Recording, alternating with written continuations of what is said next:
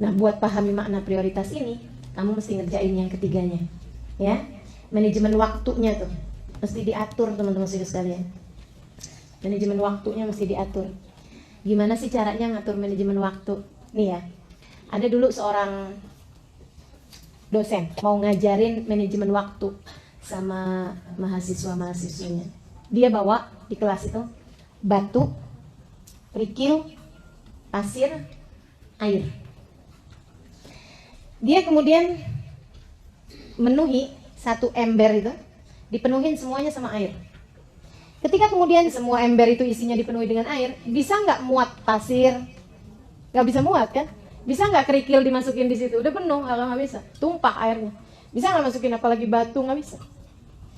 Kalau misalnya di ember itu dimasukinnya pasir, habis dimasukin pasir penuh, bisa nggak dimasukin air? Bisa. Tapi bisa nggak dimasukin kerikil? Nggak bisa. Dia bilang, gimana caranya biar semuanya ini bisa muat? Gini dia bilang, yang pertama kali dimasukin mesti batunya yang besar-besar, batu yang besar tuh masukin dulu ke ember itu. Habis itu kemudian masukin batu yang kecil-kecil. Masuk tuh batu yang kecil-kecil. Setelah-selahnya kemudian masukin pasir.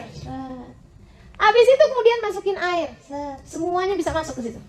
Ini waktu kita tuh kayak gitu, teman-teman saya sekalian. Tuh ember tuh waktu yang Allah SWT siapkan modal bagi kita. Yang batu-batu itu, teman-teman saudaraku sekalian, kewajibanmu kepada Allah. Kewajibanmu sebagai hambanya Allah, kewajibanmu sebagai siapapun dirimu di atas muka bumi ini. Wajib makan. Kan begitu ya? Iya kan? Gak bisa diwakilin. Bisa gak diwakilin? Tolong dong kamu makannya banyakan ya, saya belum sarapan soalnya. Gak bisa, teman-teman saudaraku sekalian. Makanya itu jadi prioritas gitu. Harus sholat, kita hamba Allah kok. Kan begitu ya? Jangan sampai gara-gara urusan-urusan yang lain sholat sampai nggak keburu. Ini kamu nggak paham makna prioritas namanya. Begitu kan ya? Sebagai seorang istri misalnya, ada kewajiban kita terhadap suami yang harus kita laksanakan, nggak bisa diwakilin orang lain. Mohon maaf, urusan tempat tidur nggak bisa kita wakilin orang lain. Kan gitu ya? Bang, saya lagi capek nih, yang lain aja ya. Ya, nggak kena gitu. Nah itu prioritas namanya, teman-teman saudaraku sekalian. Masukkan itu sebagai batu-batu besar dalam kehidupan kita. Dalam ember waktu kita ini, masukkan yang nggak bisa diwakilkan sama orang lain sebagai batu-batu besarnya. Habis gitu kemudian masukkan yang batu-batu kerikil-kerikilnya, keperluan kita, kebutuhan kita, meskipun itu adalah sesuatu hal yang nggak wajib tapi sunnah, gitu ya. Perkara-perkara yang sunnah-sunnah, kita mau sholatnya dengan berjamaah, kan gitu. Kita mau pakai tambahan, ada duha di waktu pagi, ada witir di waktu malam, kan begitu. Nah itu jadikan sebagai batu-batu kerikil, teman-teman saudaraku sekalian, yang bisa nyelip-nyelip di antara batu-batu yang besar-besar tersebut. Nggak bisa juga kita kerjakan yang sunnah tapi yang fardu ditinggalkan, gitu ya. Sepanjang malam tahajud, giliran jam 3:30 malah ngantuk, pagi-pagi bangun subuhnya bablas. Itu kayak orang masukin kerikil, ninggalin batu. Jadi mesti yang ini juga mesti dikerjain gitu. Kemudian sesudah itu baru tuh yang namanya pasir tuh keperluan kita tapi yang nggak terlalu mendesak. Teman-teman saudaraku sekalian, pasirnya masih bisa diwakil-wakilin sama orang lain, biarin dia nyelip-nyelip aja. Gitu kan ya?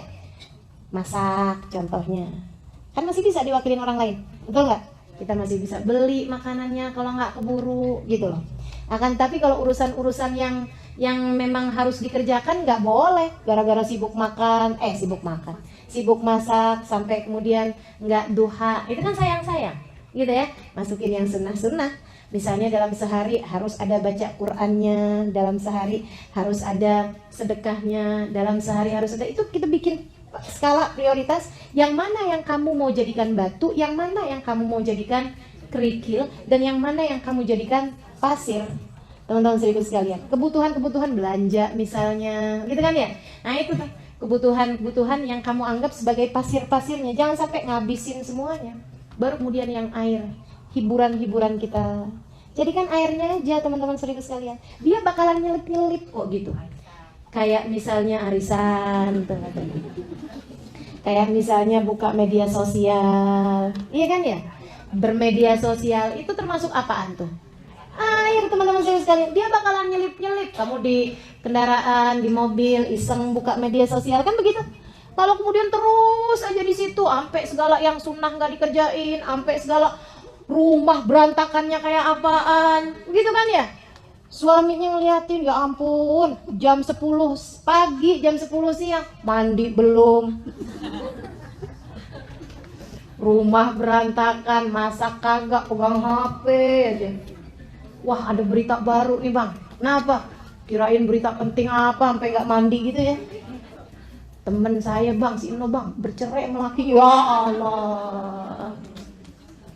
Innalillahi wa inna ilaihi raji'un. Pahami? Jadi kita tahu mana yang prioritas, mana yang bukan. Gitu teman-teman sekalian. Biar nggak banyak salah-salahnya nih kita ngerjain hidup. Dan yang terakhir dari keimanan ini ya, mesti kita harus bahas amal sama tawassul bil haq, tawassul bis sabr. Yang terakhir nih, ini saya sering ditanya, Ustazah itu, ada seorang teman saya bilang gini, Ustazah tuh ngajar di majelis kami 13 tahun. Dia bilang dari 13 tahun itu Ustazah nggak pernah sekalipun bolos karena sakit. Teman saya bilang, saya baru kemudian ngeh gitu, iya juga ya, gitu. Alhamdulillah. Cuman kalau ditanyain, emang Ustazah nggak pernah sakit? Ini teman-teman saudaraku sekalian, nih ya, agar kita bisa ngerti caranya jalanin hidup. Yang ketiga nih, bagian dari keimananmu kepada Allah Subhanahu wa Ta'ala, bagian dari caramu mengatur cara berpikir nih, Allah kamu jadikan sebagai tujuan. Yang nomor 1 tadi kan ya. Kemudian yang kedua, pahami makna prioritas, maksudnya yang mana yang mesti kita duluin, yang mana yang boleh kita jadikan selingan dan sebagainya. Yang ketiga, teman-teman saudaraku sekalian, jangan biarkan rasamu mengalahkan fakta. Jangan biarkan rasa mengalahkan fakta. Apa tuh? Nih, coba ya. Ada banyak istri-istri yang kemudian udah gak sanggup lagi ngadepin suaminya. Dia lupa fakta bahwa suaminya adalah suaminya hanya karena rasa cemburu misalnya. Itu dia dikalahkan, rasanya mengalahkan fakta. Saya, ketika faktanya saya harus mengajar, saya udah janji mau datang ke Jogja, gitu kan ya? Itu adalah fakta. Faktanya adalah bahwa di jadwal saya tertulis Jogja. Saya akan berusaha untuk rasa apapun jangan mengalahkan terhadap fakta ini. Maka saya sampaikan kepada kawan yang bertanya itu, saya bilang saya bukan berarti nggak pernah sakit, akan tapi saya tidak biarkan rasa sakit mengalahkan kewajiban saya untuk mengajar. Jadi nggak masalah bagi saya mengajar dalam keadaan sakit. Nggak mengapa bagi saya mengajar dalam keadaan sumpek. Nggak mengapa bagi saya mengajar dalam keadaan kesel. Nggak apa-apa, asal jangan kelihatan itu bagi yang mendengarkan, kan begitu? Saya tidak mau rasa tersebut mengalahkan fakta, teman-teman saudaraku sekalian. Berapa banyak di antara kita ini yang jadi kecapean sendiri karena urusan rasa. Karena saudariku sekalian yang saya muliakan, yang kebanyakan kelelahan lah, sakit lah, apa segala macam, itu bukan karena kelelahan badan loh, tapi kelelahan perasaan, kelelahan pikiran. Oh ibu-ibu nih coba perhatiin, kalau lagi suasana hati dilanda cemburu sama suami, coba ibu ingat-ingat bisanya ngapain? Nah itu, masak nggak bisa, bersih-bersih nggak bisa, tidur yang jadi istirahat aja nggak bisa, makan nggak enak, katanya gitu ya, atau malah makan mulu. Masya Allah bu, betapa mudahnya perasaanmu mengalahkan rasamu. Jangan biarin, biar kamu tidak mudah lelah, teman-teman saudara sekalian. Kamu lagi berasa capek, anak datang, mah liatin deh mah hasil kerjaan saya. Nah itu, teman-teman saudara sekalian, rasamu jangan mengalahkan fakta bahwa anak datang minta perhatian. Kan begitu ya? Tanggalkan rasamu, dahulukan fakta tersebut. Oh ya, coba sini mama lihat. Bagus nak gambarnya. Gitu teman-teman sekalian. Gak apa-apa gitu. Saya sering kok ngajar dalam keadaan sakit. Saya sering kok ngajar dalam keadaan sakit kepala. Saya sering berbicara dalam keadaan hati saya sebenarnya lagi gak enak. Malah justru itu ngobatin. Selesai ngajar, selesai ini jadi lebih ngerti malahan. Jadi lebih bisa ngontrol emosi malahan, Masya Allah. Jadi jangan biarkan fakta yang ada mengalahkan perasaan. Ingat-ingat itu teman-teman saudaraku sekalian.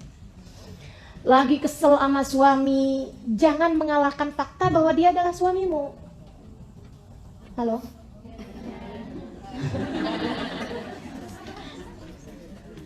Rasa itu bisa dihilangin, fakta nggak bisa dihilangin. Fakta nggak bisa dihilangin. Maka jangan pernah biarkan yang perasaan itu mengalahkan fakta. Nih ya, ada orang marah-marahin kita, itu fakta. Tapi kamu jawabnya, itu rasa kamu. Kamu nanggepinnya, itu adalah rasa kamu. Dan rasa, itu masih bisa kamu ganti-ganti. Tinggal terserah kamu aja mau dirasain apa. Ada orang ngata-ngatain gitu ya. Ada seorang ngata-ngatain ulama nih, ibu-ibu teman-teman saya sekalian. Dasar anjing kamu. Mohon maaf nih ya, saya harus sebutkan. Dia bilang dasar anjing kamu. Ini fakta. Kan gitu ya? Ada orang marah-marah sama kita, ini fakta teman-teman saya sekalian. Namun, bagaimana kamu menanggapinya, ini adalah rasa. Saudariku sekalian yang saya muliakan, si ulama ini ketika dibilangin dasar anjing kamu, beliau kemudian liatin nih, bagaimana dia fakta tidak mau mengalahkan rasa. Maksudnya jangan sampai perasaan mengalahkan faktanya gitu. Beliau kemudian bilang begini nih, makasih ya atas pujiannya. Gimana sih, saya nggak lagi muji kamu kok. Oh, saya dengarnya sebagai pujian, itu kan terserah saya mau nanggepinnya dengan rasa apa. Dia bilang, sebab saya lihat gak ada binatang lebih menyenangkan majikannya daripada anjing. Saya berharap andai saya menjadi anjing bagi majikan saya, Allah Subhanahu wa Ta'ala. Gitu teman-teman sekalian. Nih, sekarang saya tahu rasanya adalah gerah. Jangan sampai itu mengalahkan fakta. Apa faktanya? Faktanya kita perlu konsentrasi mendengarkan kajian. Ini fakta. Faktanya kita sedang berada di majelis ini mendengarkan kajian. Ini fakta. Jangan sampai kita kemudian dikalahkan sama rasa gerah.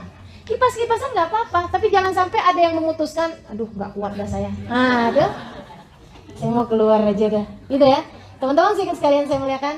Kalau bicara tentang rasa, antara duduk diam mendengarkan dalam keadaan gerah dengan duduk sambil berbicara, kira-kira gerahan siapa?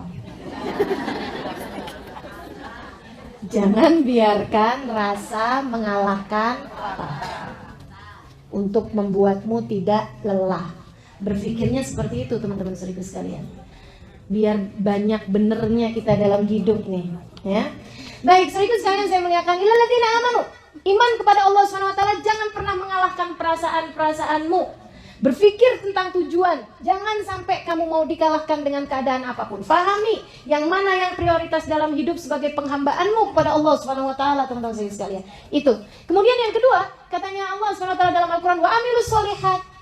Orang yang hidupnya tidak sia-sia, orang yang hidupnya bermakna adalah mereka-mereka yang selalu amilus sholihat. Kerjakan kebaikan. Kerjakan kebaikan. Baik kebaikan antaramu dengan Allah Subhanahu wa Ta'ala, ataupun pun kebaikan dengan antaramu dengan sesama manusia, teman-teman sekalian. Kerjakan kebaikan untuk dirimu sendiri. Kerjakan kebaikan untuk dirimu sendiri. Kerjakan kebaikan yang menjadi jalanmu dengan Allah Subhanahu wa Ta'ala. Kerjakan kebaikan. Hidup ini pokoknya amilus sholihat tuh jangan pernah jauh-jauh. Sebab beriman doang tanpa amilus sholihat nggak ada artinya apa-apa teman-teman sekalian. Selalu aja kalau kita liatin, pasti tuh antara iman sama amal baik tuh pasti nyambung. Selalu aja gitu. Lalladzina amanu wa amilus sholihat. Lalladzina amanu wa amilus sholihat. Kayaknya Allah lagi mau bilang bahwa kamu iman doang tapi nggak mau kerja, nggak ada artinya apa-apa juga. Gitu. Jadi kalau kamu mau hidupnya menjadi bermakna, ini jangan pernah jauh-jauh dari amilus sholihat. Berbuat kebaikan. Berbuat kebaikan dibagi dua teman-teman sekalian. Kerjakan yang disuruh, sama yang kedua tinggalkan yang dilarang. Gitu. Tinggalin yang dilarang. Allah nggak bolehin, ya udah tinggalin. Allah